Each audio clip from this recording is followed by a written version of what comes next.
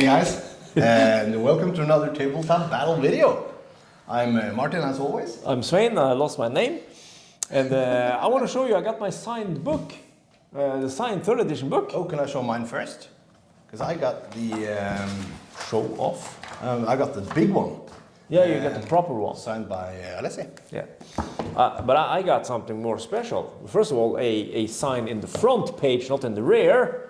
Even though you like the rear with the gear. You like them rear penetrations. I don't know if they can read that, but can't you just read it out loud? I think they can. And it says, to my nemesis, may you forever roll foobar. What? Love the Yahtzee King. Huh? Yes, sir. Maybe Yes, you sir. want to have a book signed by this guy or me or whatever. $1,000. No. Okay. Anyway. To business. Yes. This is a questions and answers video. And a conclusion to the Battle of the Bulge campaign video. Yes, sir. So it's not going to be that long. We're just going to round. It's going to be long. We're just going to round off the campaign and also talk about what's coming next. Yeah. And actually, after we're ready filming this, we're going to film the recon mission for the next 3 battles. Yes, sir. It's going to be awesome. I must remember that I have a mic over here now. Because we got, like we have mentioned, we got an influx of new patrons. Yes, sir. So we were actually able to buy a second set of mics already just a couple of days after we bought the other ones. Now we just need some new batteries for the camera. Yes. Another camera. Yeah. So now you got your own, I got my own. Yep. We don't have to switcheroo and do all that thing, so things will be much smoother. So thank you very, very much to our awesome patrons. You are the guys that is keeping this circus alive. Because we are a circus, right? We are performing monkeys. But yeah. Anyway, if you want to join up, it's only $1 and up. You can check out the pledges at Table of Battle, patreon.com/Table of Battle. Right? yes, sir. Okay, to the business. So the Battle of the Bulge. Yes. It started out very Axis. Very Axis, in the snow, winter Germans. No, we didn't have the winter Fallschirm yet because we haven't gotten the 3rd edition set. So we had some old winter Germans. We had some old winter Germans, we had some US, we set it up. Oh man, what a battle. It was a cool battle, but it was very long. It was very long because there are new rules. And yeah, it takes a while. Yeah. And we did all the patron stuff. And Yeah. But the battle itself, Simon, you really pummeled me. I did, didn't I? The luck was so one-sided. Yeah, I even didn't though you manage anything. I think I got like two model kills. But you even had like that gun line with HMGs, the mortars, everything. Ambush, a lot of But I mortars. think the thing that did it was that preliminary bombardment. Oh yes. So I have a guy I have to pay up. We're thanking him later. But then in game 2, Game 2, you cheated. I had new dice. You had new dice, and they worked. Gun line, 3 guns. Those were my objectives. Yeah. And you also got some reinforcement, and of course you got your beefy units, while I got my small assault squad guys. Yeah. And you know, I had hopes, but alas, it was not to be. So you won that. So lucky on those ambush fires. Yeah. Took out the panther And me the puma. The puma. me forgetting in 3rd edition. It was, you know, the first time it actually was occurring in our games that you hit on a 3-up. Oh yeah, that. It was like blown from my mind. I didn't think about it. So when I you drove, were thinking it's 50-50. it's 50-50. And running on my Puma and you scoring that, I was not thinking a 3 would do it. But anyway, it happened. You won that, and then the final conclusion where we had, you know, made up for the fact that in the first game, I won. I could start in your midst of your forces, sort of. Yeah. And in the last game, it was a meeting engagement. Yeah. And we got some tanks and stuff. And what a game. That was really cool. That was really backwards, or back and forth. Back and forth, Yeah. sectors, scoring points for having units in the other zones or your opponent's zone. And it really came down to Inches. Inches. Yeah. Yeah, because the center zone where you had to be fully out of. Yeah. Yeah. So it was a cool campaign, and we are happy to say that we will continue making these 3-game Campaigns. cupcakes, but they will be even cooler because now we have, that was our first tryout of 3rd edition, and it was our first tryout of the campaign thing. Yep. And doing all the patrons and everything. So it was a bit overwhelming, we shall be honest. Mm-hmm. But now we have a much better plan for how we're going to do this, and we've learned a lot. So I think the next campaigns going forward will be very, very cool also for the patrons. Yes, sir. And starting already today. Starting today, we're doing a mini game for the patrons. Yes. We're gonna share it with everyone, of course. Of course. But going forward, we're gonna share the main battles mostly, and the mini games, the scouting and stuff. We're gonna have some bonuses for you patrons. Yes. But there's still gonna be a video a week for everyone. Of course. Yeah. But we scored some kills. Yeah, we scored some kills. And in the end, you won the Battle of the Bulge. You won the battle. You won. And actually, it's quite fitting. The Allies. It's quite fitting. Narrowly won. Quite fitting, since the Allies actually won that, because the Germans did not manage their objectives, they were pushed back, and as you know, it led to the end of the Third Reich. Yes, it did. Okay, so what were you saying? We did some scores? We're filming. We're filming. There's a guy in the background there. Sorry, guys. Well, yeah, because we kept some scores. Yes. And we killed some dudes. We tried to keep score. We have most likely forgotten someone and some kills. And we apologized in advance. We're getting better. But Are we going to start with the honorable mentions or the top of the no, hour? let's do the honorable mentions first. All right. Because we had some guys joining halfway through. Yeah. We had some guys with very bad dice roll luck on my behalf. Yep. And we had some guys on the entry level of the patrons, which might not have been included as much as we could have. Yeah, yeah. But our focus was on, the guys that pay the rent and all that. Yeah. Yeah. So, honorable mention. There's a knock in the door. Oh, it's the guy. Hello. And we're back. And we're back. It was the electrician guy who was connecting the new fiber internet line. Honorable mentions. Yes, honorable mentions. So we had some guys joining halfway. We had some guys, as we said, on the lower levels that we didn't, we prioritized the higher ones, and it was like, it's new for us. It was a lot of stuff. We have gotten a new guy who joined up just the other day. It's Arthur Gandolfi. Maybe he's Italian. maybe. I don't know. He doesn't have Facebook, so you won't see him in the patrons group. But he still wanted to support us, which I think is awesome. Alan Sawyer joined up. Yes, sir. We got William Buckingham from way back in the days. We got Thomas from way back in the days, and James Piper.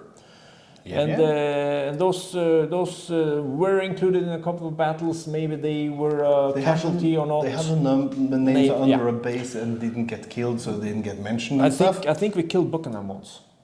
Maybe. I killed you. And I also have to mention Habres. Yes, Gerald Habres. You really struggled with his last name. So unlucky with the units we put him in, and they just did not. He managed 5 kills throughout the campaign. Did 5 kills. Not enough to make it to the top of the bulge Or the bottom. or the bottom. So he's actually in the middle. Somewhere in the middle. I'm just gonna. So those are the Those are honorable the mentions. honorable mentions. We shouldn't mention Yasin, No, because he was He only got 12 kills. not good enough. Not good enough, Yasin. All right, do your allies. Since Yasin was both on the Axis and the Allied Yeah, side. it's a bit difficult. Because if most of those kills were when he was the bazooka team. Yeah, in the Because- last game. Yeah, and so he would have made the top 3 of the Allies, but since he were on both sides, so the turn You just cut him off. We gave him the nod, and And his own flag. yeah. So the top of the Allies. We're doing these first since you guys won. Mats Kopervik, the main man, 15 models destroyed. Cool. And that includes any vehicles, of course. A vehicle counts as their armor value in kills. Yeah. And then on second place, Dag Helge Ribe. Which is pretty good, because he's retired now, but he was a Norwegian officer. Yes, sir. And in the army. He got 13 kills. 13 kills. And Jonas. Now we know you're Swedish, man. No, I knew that all the time. I've been saying Jonas. No, he's Swedish. But a honorable mention to Jonas, because you know what he did this morning? He gave me money. He upgraded to the $20 level. Wow. So he went from a 10 to a 20, and we thank you very much, man. Yes, really appreciate it, and we will make sure that you are included in the recon mission, because that one is included or exclusive for the 20 and up patrons. Yeah, to be participating. Yeah. Yes, of course. Everybody will see it, but they will participate and control their own squad. But Jonas is on third place for the Allies with 10 kills. I think it took out some vehicles. I think so. Okay. And on the bottom of the Allies, we've got Mr. Ulvedalen, 0 kills. And we got my main man, Chris King, 0 kills. Also known as Cannon Fodder. Yeah. Okay, so what about the Axis? The Axis. Well, I'm gonna start at the bottom. Ooh. And here's another guy who really did have a hard time. I'm sorry I killed you. It was like a witch hunt on this guy. Well, it wasn't Beckevold. It was no, Beckevold. You were crazy after Beckevold. Sir Greenheart. I'm sorry, my man, but you got. I don't think he's the bottom. Look No, at the no, score. no. Okay. This is the top of the bottom. Top of the bottom. Top of the bottom. So Sir Greenheart, you ended up with 2 kills. Yep. But you could have done so much more because you were given so many options. But this guy. Next up, with also 2 kills, is Paul Haug. He was mostly commanding vehicles. Yeah. A lot of transport, medium machine guns. And then we have Raymond Puss. He got 1 kill and the last spot in the bottom of the Axis. Yep. But I'm psyched about the top of the Axis. Okay, let's because begin. The Allies won the war. They did win the war. Let's begin at the bottom of the bottom of the top. Bottom of the top. Yes, sir. And there we have a guy which is a regular in our place. He also upped his pledge to be able to be more involved. Yeah. And that is, he has this nick which is Cernum di Ernum or something. Look at your cheat sheet. Yes, I'm trying to find him. It's like Sorin. Oh, yeah. Sorin de Ernum. It's some gaming character or something. But we know him as Andre. Yeah. And he did 13 kills. 13 kills. That's your lowest of the That's top my 3. lowest, which is your number 2. That's my number 2. Then we have the main man, Lord Ass-a-Lot. Azeroth. You know, we will touch upon this later in the video. Don't touch upon it. But we love to make jokes and fun. He's also really active In the comments, in the yeah, comment section. So very, we very, love this guy. very, very nice guy. So Lord Azeroth scored 14 kills. That's better than my number 2, but it's not better than my number 1. No, but your number 1 had 15. Yeah. And here's also another guy. He just joined up. It's not that long ago. Nope. And it's Andreas Ringqvist. Oh yeah. He's an old fox. He's like, I think he's a very much involved guy in the Infinity community, actually. Okay. So he's been, I know him from way back. He was doing a lot of Infinity demos and stuff, and he was very involved in that. So he's a really nice community guy. Anyway, he scored no less than 19 points and is the winner of the Axis of the Bulge. He's actually the slaughterer of the Bulge. The slaughterer of the Bulge. The number one what did Tor André do? Didn't he kill a lot? No, that was not in the Bulge campaign. No, that was before. That was the second edition game. Second edition scouting of the Bulge. And then we didn't do. Yeah, that was the. It didn't the carry lead over. Up. The lead up. Carry over. Yeah, I think we even said that. Yeah. This will not carry over. So we got 9 kills in the Bulge campaign, but he got like 20 kills in the prelude, to the Bulge. Yeah. So, Tor André, we expect similar stuff from you going forward. We expect more. Okay, so those are the results. Those are the results of the... Wow. Those are the results of the Patreon action, but there will be a full spreadsheet on the Patreon page. Yeah. And of course we have learned, so in going forward, patrons will now be assigned a unit and they will have that same unit going through the whole campaign. Yeah. So there's no switching between sides or switching between different kinds of units. Yeah. And of course, if you are a 20 and up, you are allowed to have more to say.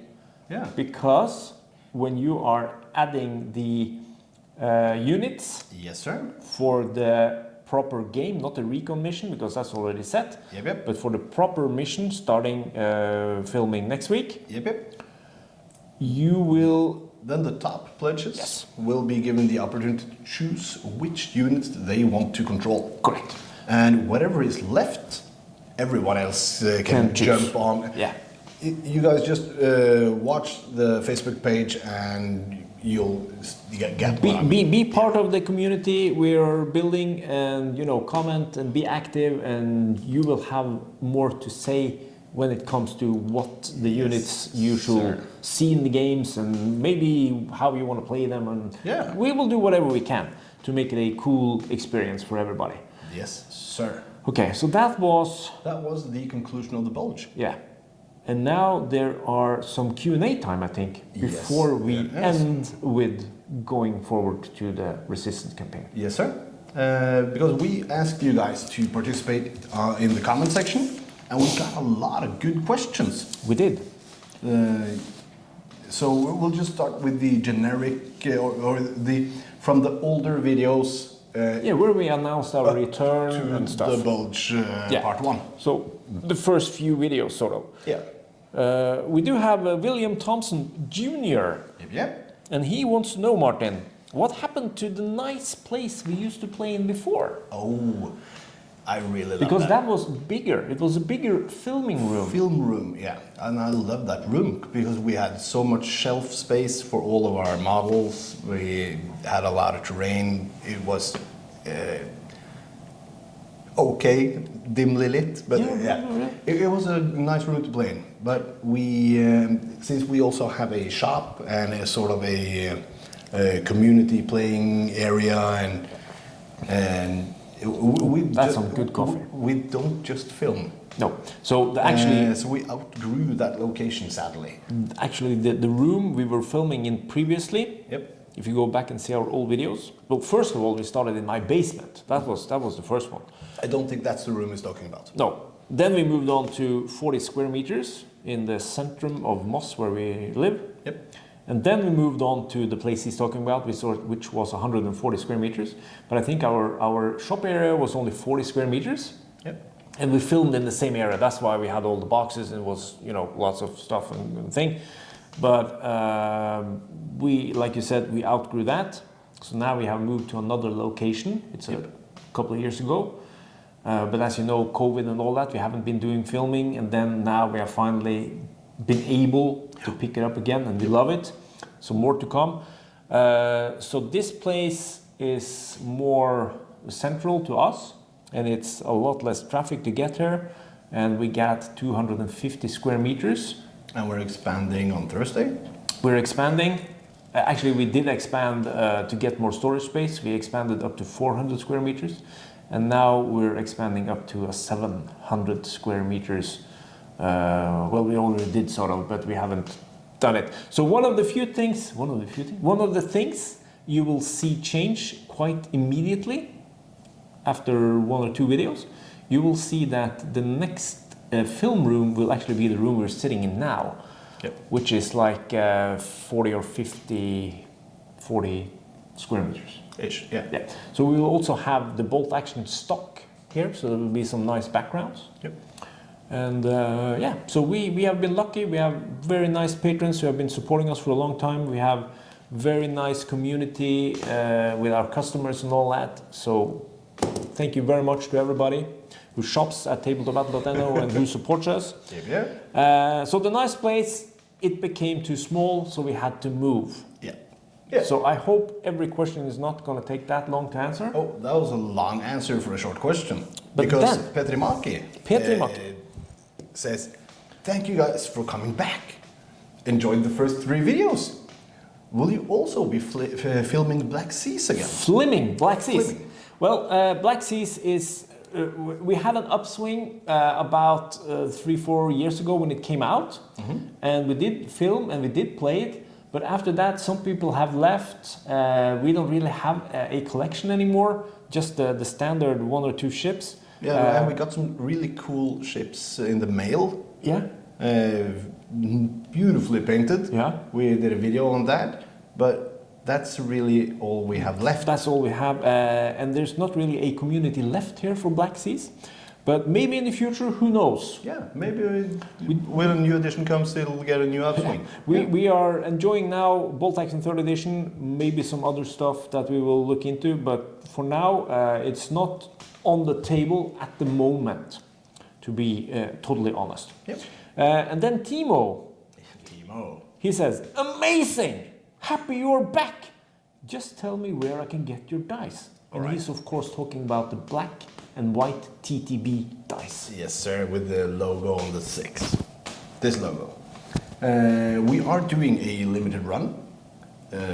Not yet, but I think it's going to be next year. In this sort of prelude to the next big Norwegian tournament. Maybe I wasn't allowed to say that, but okay. We're doing a run, but it's going to be for the patrons. First and foremost. First and foremost. And if there are dice left, they will be available for the general public, yeah. Because it was always like that. The patrons were the ones that wanted to have them, and the patrons got the first. I think all of them were sold to the patrons we had back then. I got none. I got none. Did you get a none? What did you do with a none?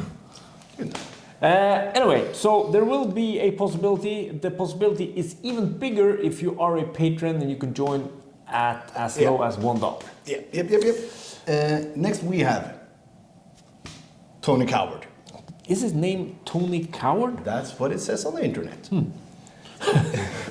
He picked up on something we did, or we did it right, but we said it wrong.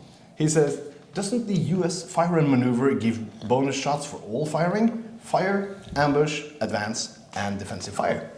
It does. It does. It's just a new edition, and we're so sorry we said it wrong. Yeah, but it does. It does. And I have a tendency to look at the screen instead of at the camera. So I'm very sorry about that. I'm trying to look over there. I'm very sorry about that, but I enjoy watching myself. But the British fire and maneuver. Yes, sir. Has limitations. Yes. But we're not going into that. No. You guys got it. So the US one, you're totally correct, Tony Coward. Yep. Then we have C3. Do you think he is talking about the plane? C3? Aloha. Aloha. And he says, looks cool. Where do you get the poster? And I think he's talking about the pull-up that we have as a sort of a backdrop when we film the it's a common play bolt action thingy. Which you can... I don't think they can... No. We got that from Warlord Games. And if you guys do sort of... events and tournaments and stuff. Travel to cons and stuff. You should contact them. Yeah. If you do... them and you get some promotional stuff. Yeah. Maybe. Don't tell them we said it. We got it from Warlord Games. Yeah. And the next one is not a question, but it's a... that's what we sort of asked the question. This is Vincent Jones. When we did the intro... Not to be mistaken for Winnie Jones? Maybe. It could be. In the intro to the Battle of the Bulge, he said that shouldn't the Americans get some preliminary bombardment on their heads? The Germans should preliminary bombardment them. And we listened, and they did. Yes. And the Germans won. Yes. Because of you. Thank you very much, my man. I hope you become a patron so that I can put you against Martin and he can kill you. And the last question, we had a tournament-y battle against each other. Yeah, we put out the tournament battle which was not to be. We did the last second edition tournament in our locations. Yep. We like to call it in Norway, but it was in our locations. Yep. Where me and Martin met each other. I played British, he played Soviet. And in the tournament, we had the luck that half the player were Axis, half the player were Allies. Yep. So we matched that way so that we didn't get Axis and Axis or blue and blue action. Yeah, and all the Axis players played Germany. Yes. I wonder why. And then, so we decided to do that as a fun thing where we played more tournamentally. Is that a word? No, it is now. Where we played competitively. Yeah. And as you could see, that was a game where there were much more. What should I say? No mercy. No mercy. It was not that much joyful. It was more sadful. I was happy. He was not. I was not. But Charlie Mack says... Didn't I win that game? Or was it draw? Did you win just? I don't remember. I crushed you. You did? Charlie Mack says, you guys play hard. 2 evil-looking lists indeed. Was this Norwegian National Championship? And it was not the actual Norwegian National Championship. That will be in May next year. Yes. But we didn't arrange a national championship this year, so we called that one the National Championship for 2nd edition. And it was not. a 2nd edition send-off. Yeah. And this Charlie Mack guy, he's been really tearing up the comments. You are active. That's cool. You should become a patron. Yes, you should. Then we move over to the Battle of the Bulge videos. We only have comments for 2 of them. Yes, sir, because the third one has just the been patrons released yesterday or something. Released for the patrons, and I will release it for the general public right about today or something. Yep. Or when you see this, it's already been out. Yeah, but those comments are not included. Correct. So the Battle 1 and 2. Yep. And then we got AD Bland. Yes. Says, great video, but am I the only person that doesn't have a rulebook? It seems Warlord Games have sent hundreds of copies out. We asked them not to send it to anyone starting with an A, I think. Yes. So AD Bland, you were specifically targeted not to get your book. No. We got one of those, can you hold up the little one? Because the rule book is this big, and we had one of these small ones, which you get in the Battle of the Bulge starter box. Preview set. Yeah, you get it in the starter box, but we bought but remember, we are a company. Yeah, because we have a shop and we have sort of... we retail lots of Warlord Game stuff. So every retailer of Warlord Games were offered to buy this preview kit, which will give you the rule book and 2 German and 2 US spruce. Yeah. And those are the models you have seen. Awesome models. I really love the Fallschirmjäger. They are beautiful. But there were a lot of those PDF, because some of the American player groups got some PDFs to play test the rules. That was a F-up. There were some leaks, sadly, but that's going to happen with every game, every edition. Yeah. You can't stop the internet. There were some non-disclosure agreements or dates or something that wasn't properly... something. Anyway, the point is, no, you didn't get the book because it wasn't released yet, and those that had the book was a shop who had bought it for their own cold-blood-hardened money. Yeah. Is that a thing? Yeah. So that's why, and there are about 900 or 1,000 retailers of Warlord Games around the world. Yeah. So there would be hundreds of books sent out. That's correct. Referencing his question. Indeed. Yes, sir. All right. So that was AD Bland about the rulebook. Yes, sir. I've noted a couple of things down here. We could do them later. We could do them now. We can do them now. Okay. These are questions from Svein.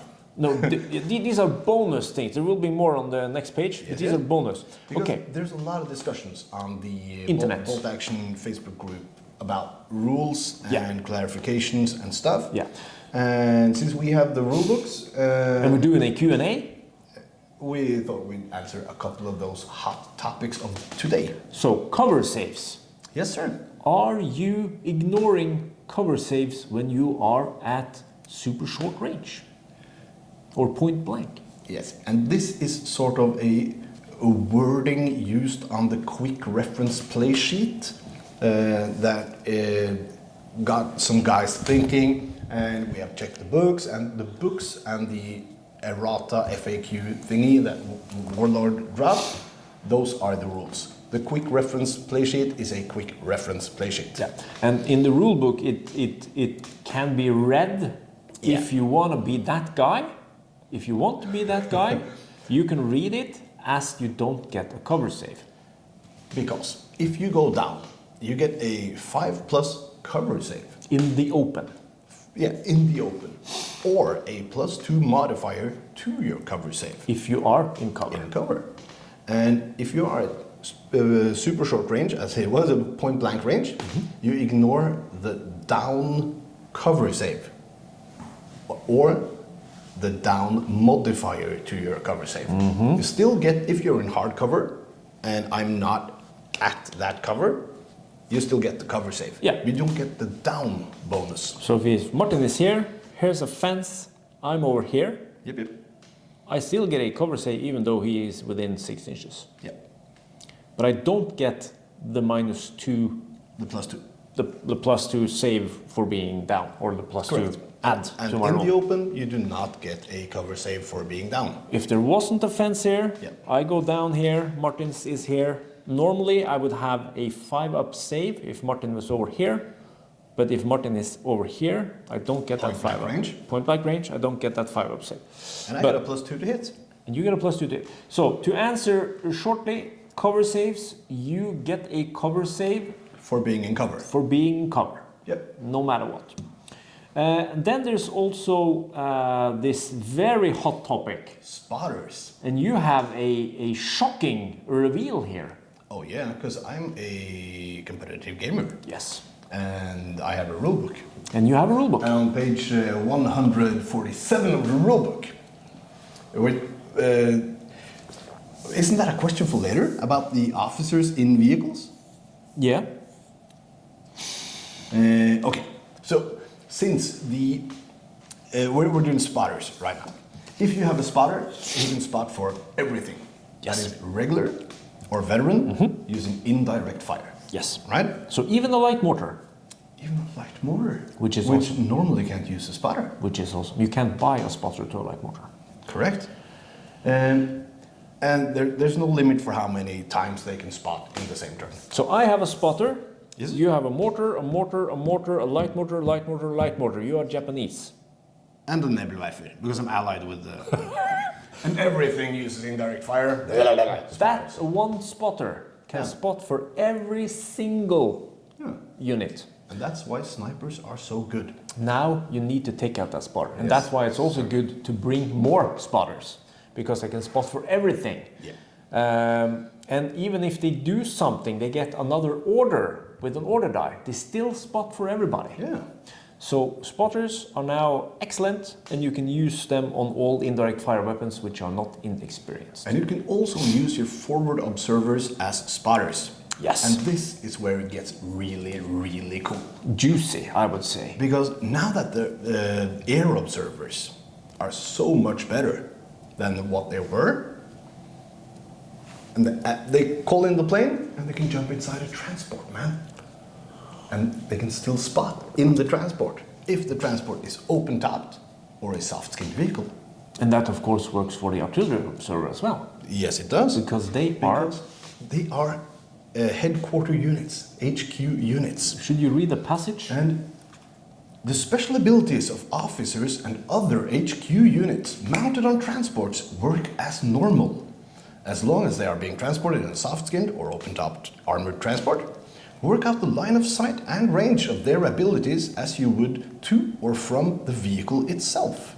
Wow. So you use the line of sight of the vehicle to spot for other units. Normally you would think that, okay, it's for the officer and snapping 2 and all that and giving morale bonus. Yeah, but it clearly states, and other HQ units. So the company tie will be shooting guys from the car, and that's the other one. The Russian... the commissar. The commissar will be shooting guys from the car. The company tie will just be inspiring them with Kempetai is Japanese. Speeches, yeah. So anyway, for spotters, yes, a spotter can spot for every other unit that is regular or veteran, which is doing indirect fire, even those on vehicles. Yes, sir. And if you have a forward observer or an artillery observer, you can chuck them in a transport, open-topped, yes, and sir. you can spot from that vehicle, which makes them so much more... so you can chuck him. So you can actually chuck him in a transport carrier, and he can fire the pintle-mounted machine gun. Yes. While he's spotting. And you can snipe him since he is now in a protected vehicle. I'll drink to that. Maybe we should do some competitive lists. Wowee. All right, Next page. So, we have someone called Books and Lemonade. I'm guessing this is a girl. I don't know. And I like that it's a girl because there are too few girls in the gaming community, at least for miniature wargaming. Yeah. There should be more. It's fun for everybody. And also a great way to interact with your children when they get older. It's not only for the guys. That's correct. So, hey guys, what do I need to start playing? Well, you need models. Yeah. You need dice. You don't need the specific order dice. There is a way of working using around ordinary that. D6s. Using ordinary D6. Measuring tape. Yes, sir. Something to play on. Yeah. You don't have to have a map, but you can. You don't have terrain, but it would add to When it. we started out, we used sheets of paper and we just drew an outline and we wrote forest. And we placed it on the table, and that's in the old Warhammer days when everything was flat. Exactly. So you use what you have for terrain and stuff. A pile of books, that's a building. And as long as you have the models and some dice and some time and a friend, just... You're right. And of course a rule book you would need. And of course, in my case, someone to build and paint your models. But agree with your local players. How many points is normal in your community? What table size is normal in your community? Because we've been trying some 4x4 games with the lower point limits, and it works really well. Really well, like very good for demo games. Yes, sir. Books and Lemonade has one more question. Yeah, so what do you need to start playing? We just answered, hopefully good enough. You can also Google everything. If you could create a starter kit, what would it contain? Wowee. You go first. Okay. So starter kit. One of you guys commented on this post as well with a long list of a really good suggestion. Okay. And I don't remember who it was, but it was a good one. So check it out. It's in the comment section of the first Battle of the Bulge video. If I were to create a starter box, I really like the Battle of the Bulge starter for a 2-player starter kit. Okay. Should we reveal something? Except for that one vehicle. Yeah, there's an M8 Greyhound for the US. And if that M8 would have been an M3 and a Hanomag, so 2 vehicles? 1 transport for each side, or 2 trucks. You can't get enough trucks, man. That would have been a good starter. So the Battle of the Bulge starter, but with 2 trucks instead. And a light mortar and a sniper. Yeah, to get a more feel or for an anti-tank rifle. But should we reveal something about the Battle of the Bulge starter? Well, I know you really want to. I do. Do you mean the Battle of the Bulge version 3 starter? Yeah. Or do I mean the Battle of the Bulge version 2 starter? That's the one. Because we have a suspicion. Sneaking suspicion. That the Battle of the Bulge version 3 starter box actually was intended to be used in version 2. Yeah, the last version 2 starter. Yeah. But then Osprey... Why do we think this, Svein? Because Osprey did a leak. In July something this year, 2024, they released, or they put out Bolt Action 3rd edition rulebook on their site. I think they do that to every new releases. They were hyping it up, Yeah. And I think Warlord Games was taken a bit on the bed, as we say, in Norway. Yeah, taken by surprise. Taken by surprise, and they had to really swing around and do something. So the Bolt Action 3rd edition starter box, Battle of the Bulge, Yep. I am 99% sure that was a 2nd edition starter. You can see that on the way it's built. with the terrain, with the units and all that. There's nothing in there that says third edition. With the one armored car? Yeah, there's nothing in there that says third edition. Because we will touch upon that when we when we speak about my starter.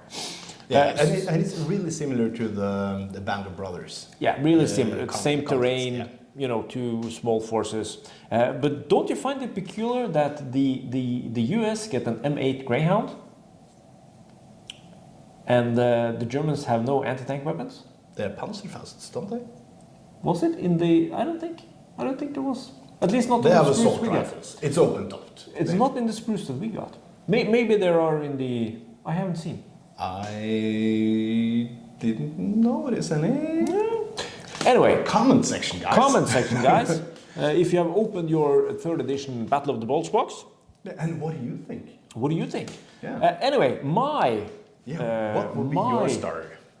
If you could create a starter kit, what would it contain? Okay, so I would lean more towards the one-player starter, where you could include this easy, simple rulebook, which is like 1,000 pages. It's not 1,000. It's very big, double the size as the old one. It's fat boy. What are you doing? We call it snooze. Oh my god, I lost it. So, the starter box. Yeah, starter box. Rulebook. Order and dice. The normal stuff.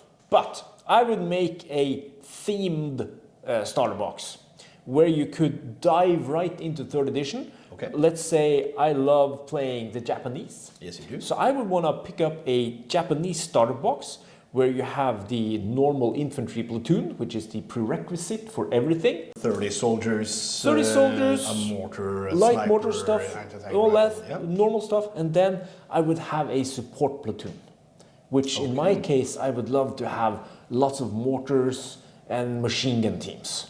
So that would be the support platoon. So you could dive right into third edition. So sort of like the old version 2 boxes of like the Fallschirmjäger specific box. Yeah. Or the Heer Grenadier specific box. Yes, the normal starters. Armies of Japan. But with the artillery platoon. Artillery, yes. So they could do lots of stuff there. And if you want to make a 2-player set of that, you could do the same. It would of course be a big box, lots of models, but who doesn't love that? Doesn't have to be, you know, like the third edition Battle of the Bulge, where it's just a few. Yeah. You could have a big box, you get the Japanese, and I really want to see the British, the Japanese versus the British. Oh, yeah. In the beginning days of the war in Asia, where the Japanese were just running over the British. Burma theater. Burma taking out Singapore and all those cool events that happened.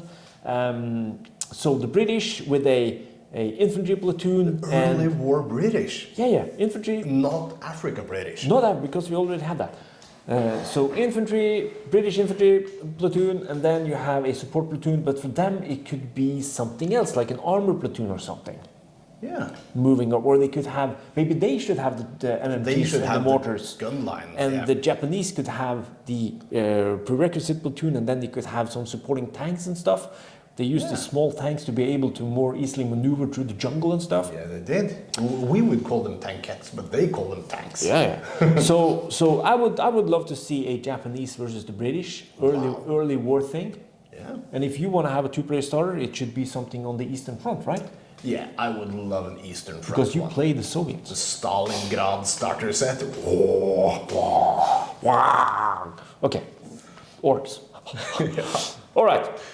So that's that. That's that. If you could change, oh my God, how long is this video going to be? If you could change Charlie Mac again. If you could change one rule in V3, what and how? Transports. Yes. Talk about it. All right. Fast. So we have, as you guys picked up on, in our game we allowed units to enter a transport and the transport could advance. Yes. Or could it enter after it had advanced? Or something like that. Yeah. Because we like the mobility of it. We think it's too restricting. Yeah. That you can't enter a vehicle that has an advance order. Because you can advance and exit, but you cannot enter and advance. I didn't understand the word you said, but okay. Yeah. So, okay. I would allow units to enter the transport and the transport could then drive. Or the transport could drive up to the unit and the unit could enter. Yes, exactly. And I would also add a specific reaction for transport vehicles that is used at the same time as the recce reaction is used, which is a disembark. So a disembark. Reaction. Cool. So that you could jump out d6 inches, go down, get a pin, and then the vehicle would be shot. But you would not risk losing 1d6 guys. Correct. So that so you could brave it and stay in the vehicle. I would do that. Or you could do the hasty disembark. Get a pin. Get a pin, go down. But don't lose any guys. Don't lose any guys. So they could put that under the down order. Yeah. Part of that. On my end, yep. And you already saw this, no, you will see this. You have seen this now. I don't know. The Puma drive straight up to your M8 Greyhound. Yes, sir. It was 1 inch and a bit. Spoiler alert. Spoiler alert. Yep. So it was 1 inch. 1 inch and a bit away from it. And I still managed to miss. Of course. I hate that. I want this rule implemented and I want it now. If you have a pin, you have to take your order test. That's normal. Yep. But if you want to move within 2 inches of an enemy unit, bloody close. Bloody close. You will have to take a order test to be able to actually be brave enough. But if you manage that test, you are able to move to within, well, above 1 inch, between 1 and 2 inches, and you will hit on 2s. So if your majority of your unit is within 2 inches of my unit? 1 to 2 inches, yes. I will hit you on 2s. But if you... okay, so you take the order test to move in. Yes. And if you don't manage to kill me, I don't have to take the order test. You will hit on 2s. You back on 2s. You will hit back regardless on 2s. of pins and everything? Yes, because the point is, you are so close, and I understand it's like, it's not real distance, but it really pisses me off to have a tank here and a tank here, and they can't hit each other. Even if the gyro stabilized? Yeah. So I would want a rule like that. If you want to move up to bloody close, you can roll an order test to do so, and then you will have the benefit of hitting on a 2+. Of course, you put yourself in risk if you miss, but that's the offset. So that was my change. I really hate that. I hated it since the first edition. You can feel his anger when he's talking about this. From first edition, I've hated that. All right, Battle of the Bulge Part 2. So even if you have super short range, you get the +2 to hit. But if you have a pin, and if you moved, you still need to hit on a 4. Yeah. It's insane. I'm that close to you. My gun is here. It's 50-50. Oh my God. Okay. J. No. Battle of the Bulge Part 2. Battle of the Bulge Part 2. We had a little pun that became sort of a contest. Why is the bazooka called the bazooka? Yeah, it's easy. Because it says bazooka. I was going to say that. But Heinz Meyer, do you think he's either the owner of the Heinz company or he's German? Maybe both. Heinz Meyer, he said the correct answer. He said, A, it's called a bazooka after music. Answer. Not A, answer. Hans Meyer won the bazooka quiz. It's called a bazooka after a musical instrument by musical comedian Bob Burns. Yes, sir. I think it was a trombone. It was a part of a spirits distillery and a copper pipe. Spirits distillery and a copper pipe. I think it was a whiskey tube or something. Yeah, to have the correct sound. Yeah. Whiskey. Yeah. All right, so that's Heinz Meyer winning the bazooka quiz. So pay attention to our videos, and there will be some tidbits and cool stuff. The next question I had to reword so that I could understand the wording of it. Yes. But this brings us back to page 147, because J.D. McDonald says, in second edition, you could not snap 2 from a transport, and morale bonuses only affected units inside the same transport. That's correct. And the transport. Is there a rule change in version 3? Yes, sir. On page 147, which we actually read out earlier in this video. The special abilities of officers and other HQ units mounted in transport work as normal. Blah, blah, blah, blah. So, yeah, if the HQ unit is transported in either a soft-skinned vehicle or an open-topped armored vehicle, you measure the distance from the vehicle on their morale bonuses and snap to abilities. Okay, so an officer in an open-top vehicle can snap to something outside the vehicle, but within his range of 6 or 12 inches. That's correct. Cool. And it also works the other way around. If your officer is on the ground and the vehicle is within 6 or 12 inches, and it has passengers, it can snap to the vehicle and the passengers inside. and you have already seen that used with great effect in our previous videos, because it's an amazing ability. I really love that change. Battle of the Bulge, Part 1. It's a really good addition or change to the rules. Wow-wee. Then we move on to Yago Yuan. And he asks, what size are the TTB dice? Again about the dice. Yes. The dice are 16 millimeter Chessex dice. That is correct. And they roll like a goddess in... Oh wow, they roll good. Yeah. I was going to say something obscene, but yeah, never mind. This guy, Charlie Mack, we need to put a ban on him. Back to Charlie Mack. Do you know all the With patrons two personally? questions. No, that's the third. Here He has questions. the third time he's commenting, and it's 2 questions. We love it. Do you know all the patrons personally? Almost. We almost do. No, some of them are local to our place. Some are local to other places in Norway, but we do have a lot of contact with them. Yeah, and because we travel around and play the game. yeah, and yeah, they come visit, and we also sell them stuff in our shop. So we, messages and was that the correct color or blah blah blah. And we have a really active Facebook group. We have the patrons only Facebook group, Yes, sir. which you can join at Only $1. But yeah, we talk to each other all the time. They send me messages on my birthday congratulating me. Oh my God. Yeah. So in middle of the night, they send me messages asking about this. Thomas that. Espa, turn off your phone. So yeah, we don't know everyone personally, but we try to have a lot of contact with those that want to. Yeah, If you want to interact, we interact back because we are those kind of guys. Yes, we are. We love you guys that support us. It's important for us.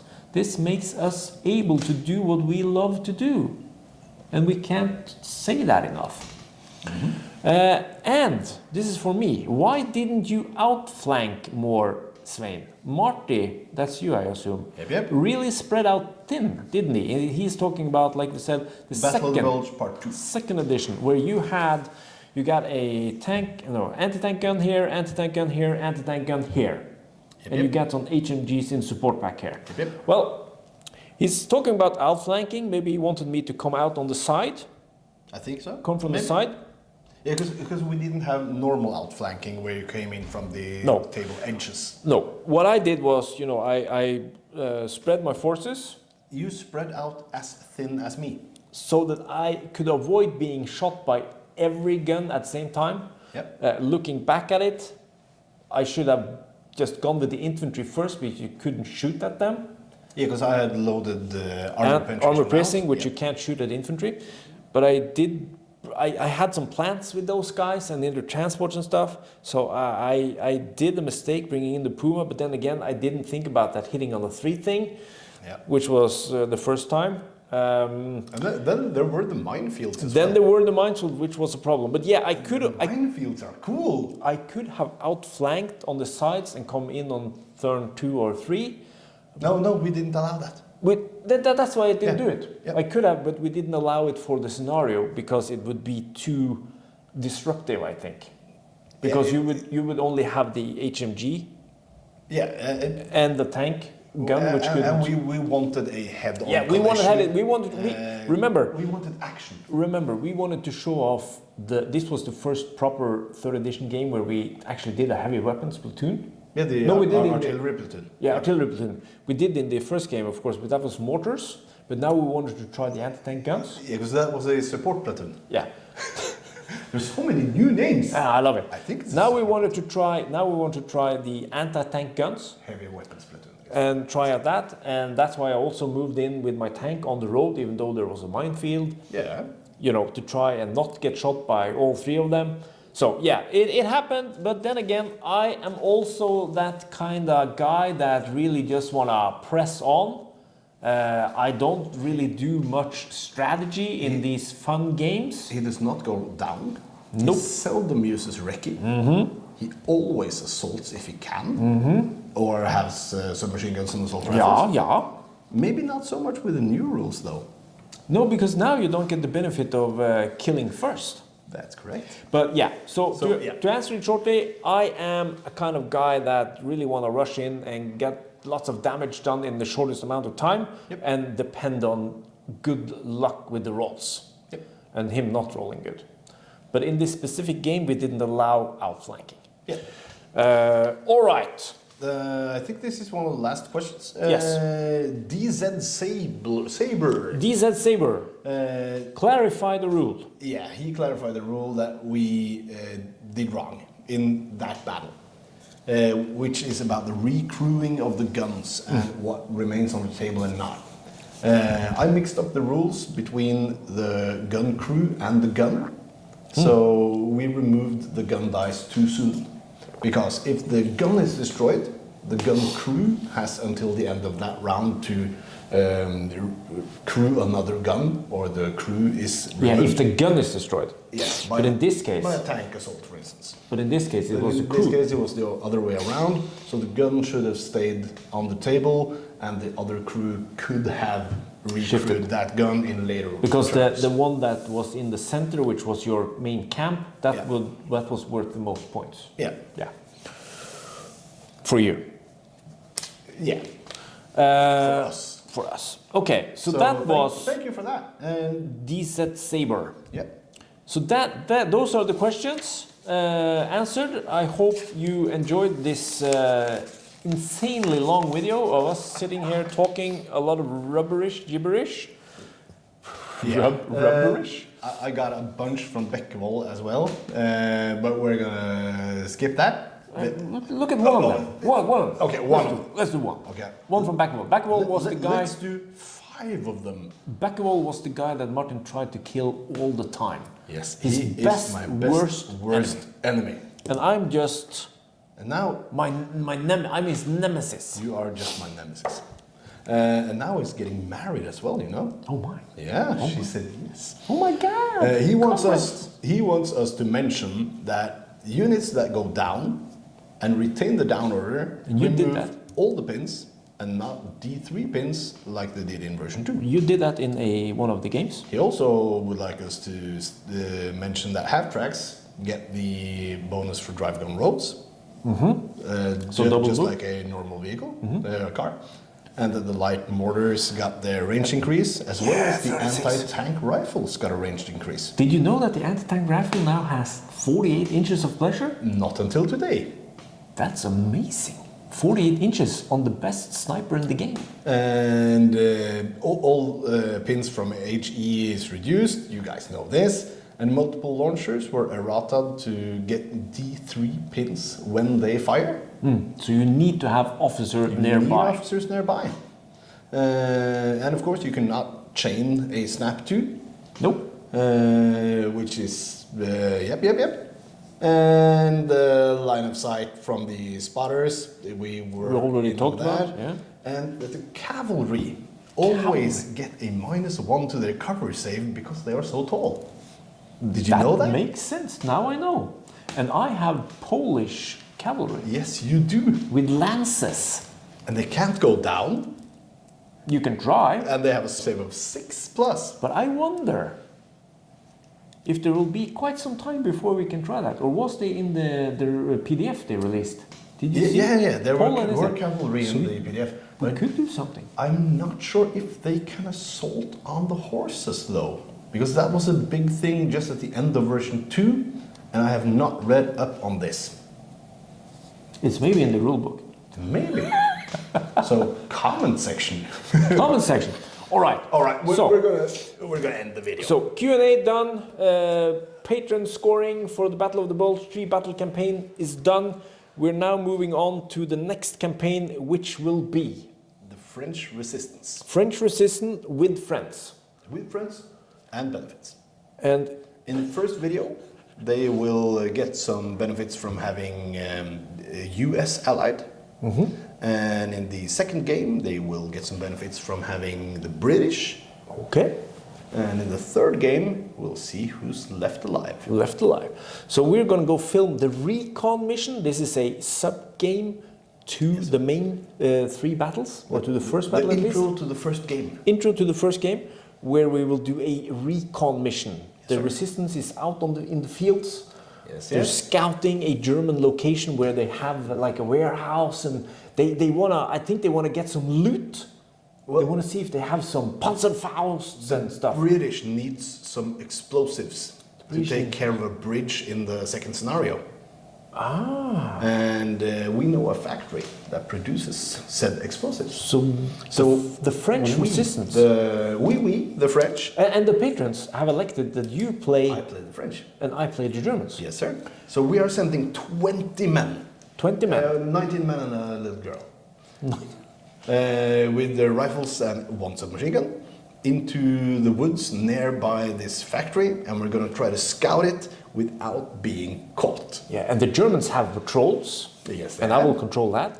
And we've also made it so that when Martin arrives with his resistance, he can only see, 12 inches. Yep. So, and if he manages his rolls, because there are some tests to be done, he can move on to the next and then risk being discovered by the Germans, roaming patrol. Yes, because Commander Andri is in command of the German forces. Yes, sir. And Habres, Kobbevik, Yasin Oros, and the guy. The new one? No, not the new one. The guy that we love. Greenheart? No. Who? The guy that Who do we love?